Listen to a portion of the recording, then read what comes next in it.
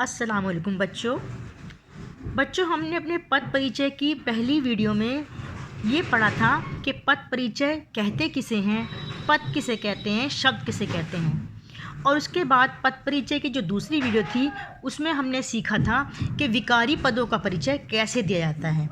और अब ये तीसरी वीडियो में हम देखेंगे कि अविकारी पदों का परिचय किस तरह देते हैं। तो अविकारी पद कौन कौन से होते हैं?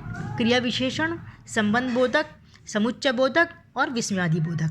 तो सबसे पहले हम शुरू करेंगे क्रिया विशेषण के बारे में पता करना कि इसका पद परिचय किस तरह दिया जाता है। तो क्रिया विशेषण पढ़ेंगे पहले।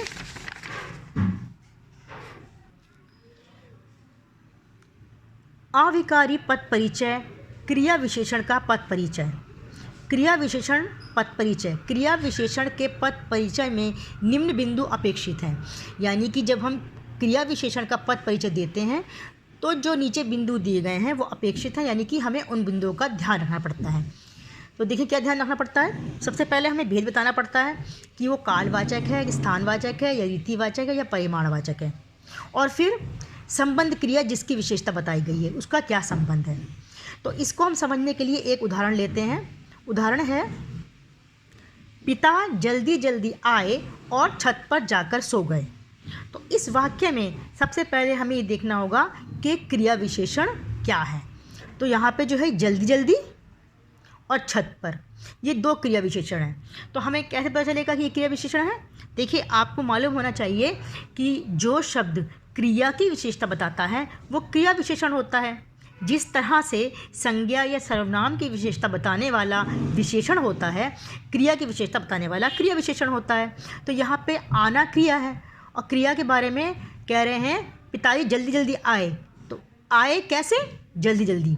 तो क्रिया की विशेषता क्या हो गई? जल्दी जल्दी। तो ये क्रिया विशेषण हो गया। और उसके बाद देखिए, और छत पर जाकर सो गए।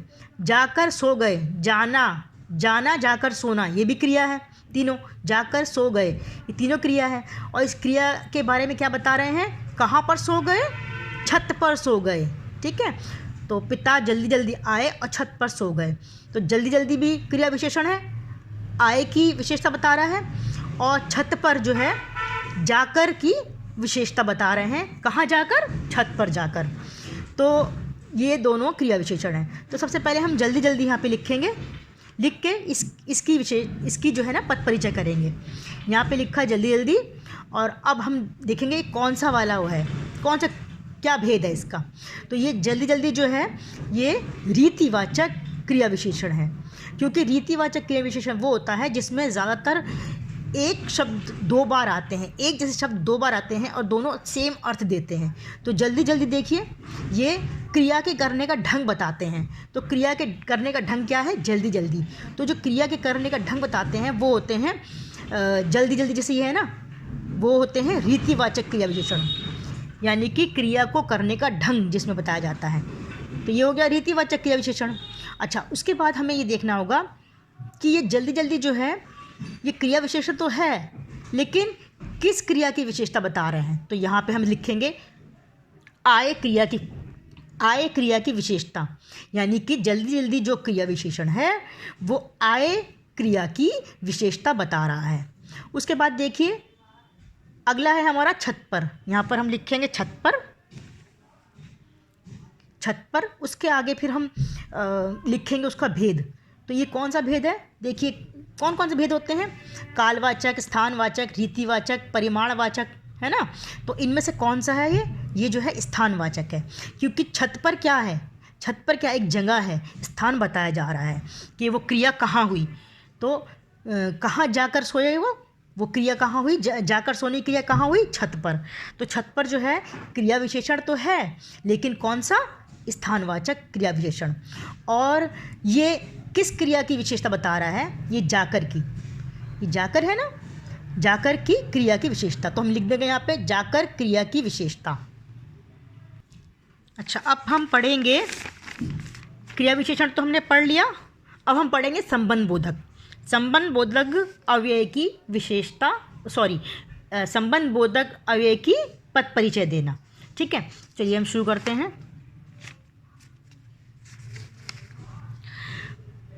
अविकारी पद परिचय संबंध बोधक का पद परिचय। संबंध बोधक का पद परिचय। संबंध बोधक के पद परिचय में निम्न बिंदु अपेक्षित हैं। यानी कि जब हम संबंध बोधक शब्दों का पद परिचय देते हैं तो जो नीचे बिंदु दिए गए हैं उनका हमें ध्यान रखना होता है। वो क्या बिंदु हैं? देखिए, सबसे पहले हमें देखना होता है भेद कि उस संबंध बोधक का भेद क्या है, कि वो कालवाचक है या स्थानवाचक है या दिशावाचक है या साधनवाचक है या समतावाचक है, हेतुवाचक है, तुलनावाचक है, सहचावाचक है या विरोधवाचक है या संज्ञावाचक या संग्रहवाचक। इसके बहुत सारे भेद होते हैं, तो हमें देखना होगा कि उस संबंध बोधक का कौन सा भेद है। तो यहाँ पर एक उदाहरण लेते हैं हम, जैसे हमने पहले उदाहरण लिया, एक उदाहरण लेते हैं। रमा नानी के यहाँ गई। रमा नानी के यहाँ गई, एक उदाहरण हमने ये लिया है। और दूसरा लिया है अनु के बिना सीता नहीं जाएगी। तो ये दो उदाहरण से हम अपने इसको समझेंगे। तो पहले देखते हैं, रमा नानी के यहाँ गई। आपको मालूम होना चाहिए संबंध बोधक किसे कहते हैं। जो शब्द दो संज्ञा का या एक संज्ञा एक सर्वनाम का आपस में संबंध बताते हैं वो संबंध बोधक शब्द कहलाते हैं। मतलब जिसमें कोई वाक्य है उसमें दो संज्ञा अगर आ गए तो एक संज्ञा का दूसरी संज्ञा से क्या संबंध बताएंगे, या फिर अगर दोनों सर्वनाम है या एक सर्वनाम है और एक संज्ञा है तो उनका आपस में संबंध बताएंगे, वो शब्द संबंध बोधक कहलाते हैं।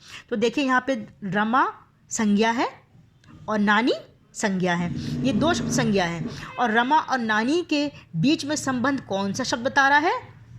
के यहाँ। के यहाँ शब्द जो है वो रमा और नानी का संबंध बता रहा है। तो इसका मतलब है कि यहाँ क्या हो गया? संबंध बोधक। ठीक है। उसके बाद दूसरा वाक्य देखिए, अनु के बिना सीता नहीं जाएगी। तो अनु संज्ञा है और सीता भी संज्ञा है। अब इन दोनों संज्ञाओं के बीच में संबंध बताने वाला शब्द कौन सा है? के बिना। के बिना शब्द जो है ये क्या है? संबंध बता रहा है, तो ये क्या है? संबंध बोधक। तो चलिए हम इसको देखते हैं। सबसे पहले के यहाँ का पद परिचय देंगे। यहाँ पे हमने लिख दिया के यहाँ। ये कौन सा है ये संबंध बोधक? स्थानवाचक। वो कैसे पता चलेगा हमें?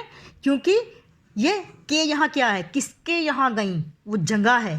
के यहाँ का मतलब कोई जगह, कोई स्थान है। तो के यहाँ हो गया स्थानवाचक संबंध बोधक। और किससे संबंध बना रहे हैं? नानी संज्ञा के संबंध है, मतलब के यहाँ जो है नानी का संबंध बता रहा है, तो वो हमने लिख दिया आगे। उसके बाद ये दूसरा है के बिना। के बिना हमने यहाँ लिखा, तो के बिना का हमको भेद लिखना है। के बिना क्या है? संबंध बोधक अव्यय। देखिए, संबंध बोधक अव्यय वो होते हैं जो किसी भी काल में या किसी भी लिंग में किसी भी वचन में बदलते नहीं हैं, वो शब्द हमेशा एक जैसे रहते हैं। तो उसके बाद फिर हम बताएंगे के बिना क्या है? संबंध बोधक लिख दिया हमने आगे। उसके बाद हमने लिखा अनु और सीता संज्ञा शब्दों से संबंध, यानी कि ये जो के बिना है वो अनु का और सीता का संबंध बता रहा है, तो वो हमने लिख दिया। तो उम्मीद है ये आपको समझ आ गया होगा। चलिए अब हम आगे चलते हैं। अब हम क्या पढ़ेंगे? हमने ये पढ़ लिया है, अब हम पढ़ेंगे समुच्चय बोधक।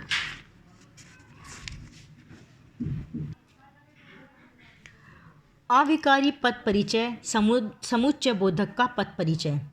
सबसे पहले आपको ये पता होना चाहिए कि समुच्चय बोधक होता क्या है। देखिए, समुच्चय बोधक जो है एक योजक होता है जो या तो दो शब्दों को या फिर दो उपवाक्यों को जोड़ता है। तो सबसे पहले हमें समुच्चय बोधक का पद परिचय देने के लिए हमें क्या देखना पड़ेगा? उसका भेद, कि वो समाधिकरण है या व्यधिकरण है। समानाधिकरण और व्यधिकरण सिर्फ ये दो ही भेद होते हैं। समानाधिकरण मतलब जो समान हो, और व्यधिकरण जिसमें मतलब एक वाक्य दूसरे वाक्य पर डिपेंड हो, निर्भर हो। और समाधिकरण जो समान हो। जैसे मान लीजिए किसी परिवार में अगर 4 बेटे हैं तो माँ बाप के लिए चारों बेटे बराबर हैं। वो जितना पहले बेटे को प्यार करते हैं उतना ही दूसरे को करते हैं, उतना ही तीसरे को और उतने ही चौथे को। तो सब बेटे समान हैं उनके लिए, तो वो होता है समानाधिकरण। ठीक है। और व्यधिकरण में जब एक वाक्य दूसरे पर निर्भर होता है या फिर एक मुख्य वाक्य होता है और दूसरा जो है कम महत्वपूर्ण होता है, पहला ज़्यादा महत्वपूर्ण होता है, तब भी व्यधिकरण होता है। देखिए, अब हम देखेंगे इसको। योजक शब्द या उपवाक्य से जोड़ने वाला। चलिए हम इसको एक उदाहरण के द्वारा समझते हैं। देखिए उदाहरण है, सुनीता और सविता सगी बहनें हैं। तो ये वाक्य हमने उदाहरण के लिए लिया है, सुनीता और सविता सगी बहनें हैं। अब हमें ढूंढना पड़ेगा कि इस वाक्य में समुच्चय बोधक क्या है। तो यहाँ पर इस वाक्य में समुच्चय बोधक है और, क्योंकि ये शब्द दो संज्ञा को आपस में जोड़ने का काम कर रहा है, दो शब्दों को आपस में जोड़ रहा है। अच्छा, और ये कौन सा वाला समुच्चय बोधक है? ये समानाधिकरण समुच्चय बोधक है, क्योंकि यहाँ सुनीता और सविता को बराबर का वो दिखाया गया है कि वो सगी बहनें हैं, मतलब जितनी जैसे सुनीता है वैसी सविता है, और इन दोनों की बराबरी का यहाँ पे भाव छुपा हुआ है। तो ये हो गया समुच्चय बोधक। कौन सा वाला?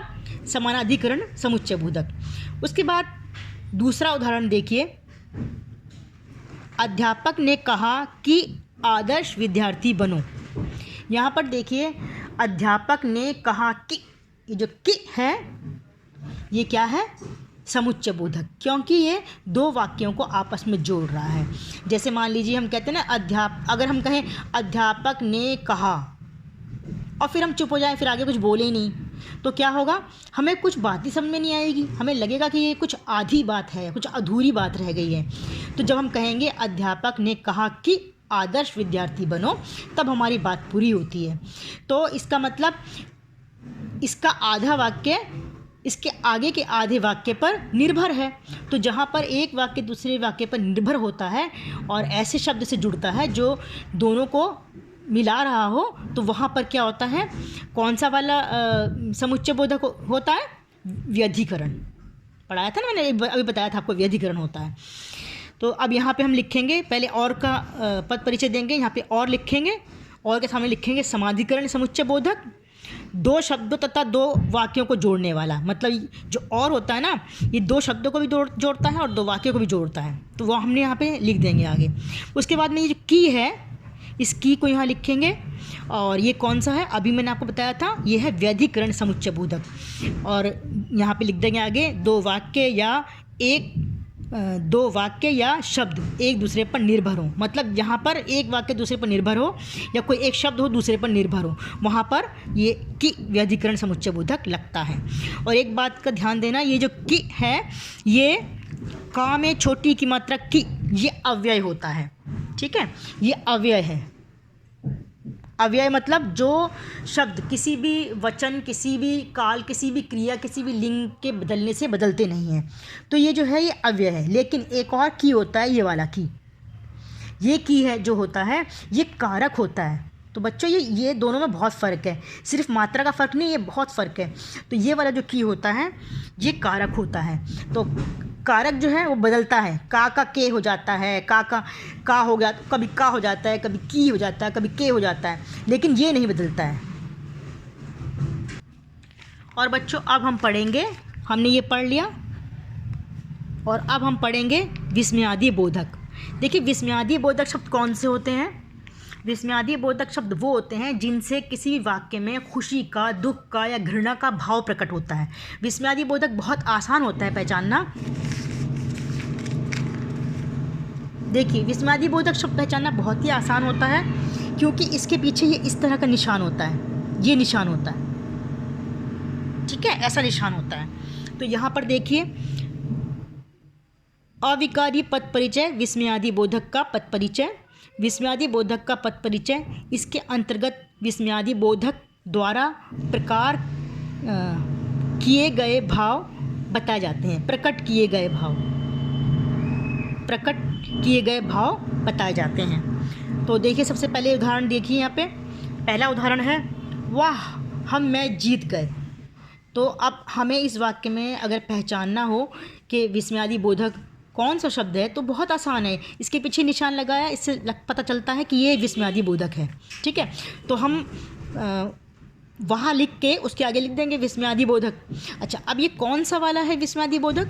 ये क्या है? हर्ष का भाव दर्शा रहा है, यानी खुशी का भाव दर्शा रहा है। तो यहाँ पे हम विस्मयादि बोधक लिखने के बाद में उसके आगे लिख देंगे हर्ष का भाव, हर्ष सूचक, यानी कि ये हर्ष का भाव बता रहा है या हर्ष सूचक शब्द है। उसके बाद देखिए दूसरा वाक्य जो है, इसमें आह जो है, आह पेट में बहुत दर्द है, तो यहाँ पे आह जो है ये विस्मयादि बोधक शब्द है, क्योंकि देखिए पहचान पड़ रही है, इसके आगे ये निशान लगा हुआ है, ये निशान लगा हुआ है, तो ये हमारा विस्मयादि बोधक शब्द है। तो इस वाक्य में हम आह विस्मयादि बोधक शब्द है उसको हम यहाँ लिख देंगे, आह लिख के, और आगे लिख देंगे विस्मयादि बोधक। फिर हमें ये बताना होगा कि ये कौन सा भाव प्रकट कर रहा है। तो आह जैसे कि पढ़ते समझ में आ रहा है कि ये एक पीड़ा का भाव, एक दर्द का भाव प्रकट कर रहा है, तो हम फिर आगे लिख देंगे पीड़ा का भाव, पीड़ा सूचक, कि भाई ये पीड़ा का भाव बता रहा है, ये पीड़ा सूचक है। तो आपके जो पद परिचय थे वो अब पूरे हो गए हैं, इंशाल्लाह आपको आ गए होंगे। अल्लाह हाफिज़।